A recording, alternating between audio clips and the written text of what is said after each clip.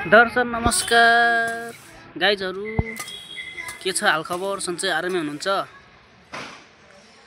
आज चाहिँ यसो सन्डेको दिन हल्का छुट्टी भएको अवस्था। यहाँ चाहिँ खोर्सानी र यो घुइया गोर्ने कार्यक्रम भइरहेछ।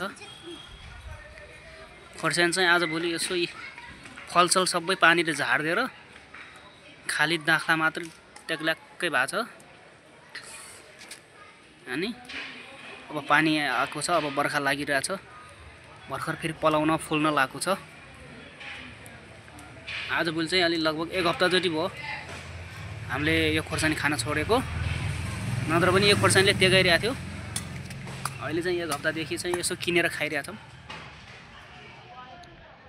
अब 1-2 हप्ताको सायद हुन्छ होला फेरि खाने। यो 12 मासे हुन त, तर पानी कम भएर चाहिँ फल्न छोड्यो कि खै के भयो। अब पानीले झार्दै जस्तो छ यसको फल चाहिँ, हैन बुढी?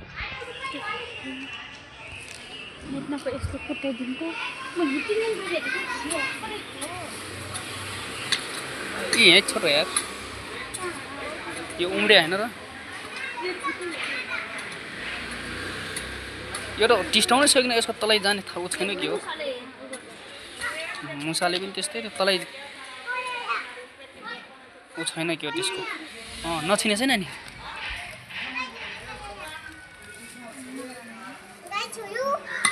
नमस्ते भन।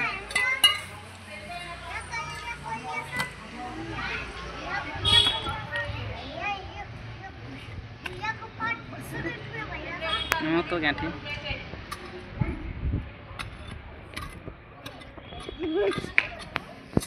त्यहाँ जानु खिच्के